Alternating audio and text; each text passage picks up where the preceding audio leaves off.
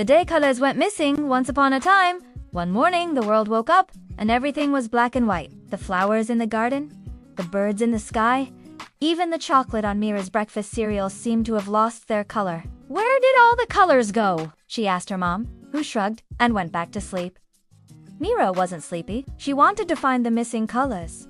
But how? As she was searching, she heard a tiny sniffle coming from inside her paint box. At first, she thought it was just a stray crayon making a sad noise. But when she opened the paint box, she saw the tiniest fairy you ever did see.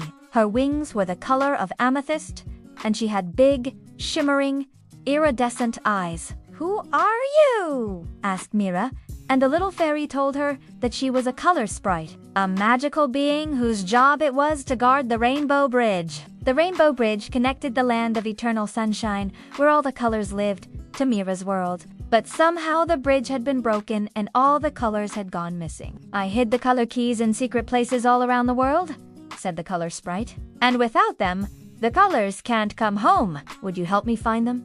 Please, kind child." Of course, Mira wanted to help, and so the two friends set off on an exciting quest to find the missing colors. The first key was red and it was hiding inside a volcano.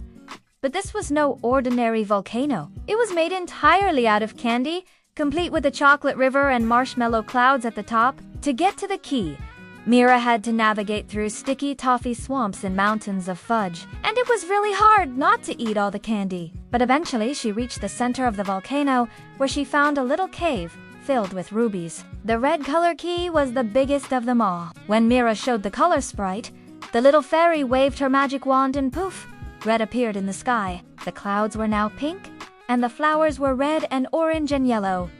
But there were still lots of colors to find. The next one was blue, and it was hiding in the ocean, inside the song of a whale.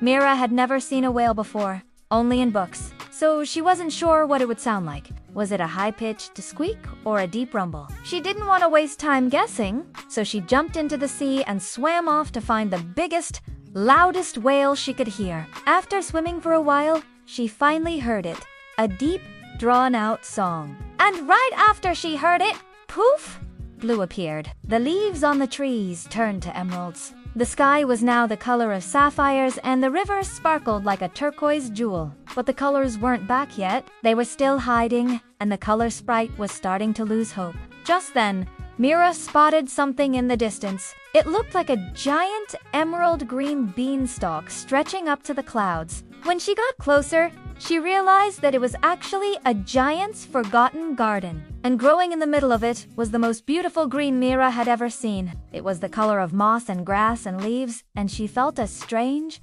wonderful feeling when she looked at it. The color sprite waved her magic wand and poof, green filled the world. It felt as if the whole forest had come alive. All the plants and animals seemed happy and healthy. Now the world was full of color again. But Mira knew that there was more to colors than just pretty shades. They made you feel things and they had stories to tell. Red reminded her of the bravery of her firefighter friends. Blue reminded her of the peacefulness of the ocean. And green reminded her of the fresh start of spring. As she walked home, she saw a big, bright, double rainbow in the sky. And underneath it, a path of all the colors led right to her front door. It was a gift from the color sprite for being such a good friend. And when Mira stepped inside, she took her paints and paper and set to work making her own rainbow. She knew that no matter what happened, as long as she had her imagination, the colors would never go away. The end.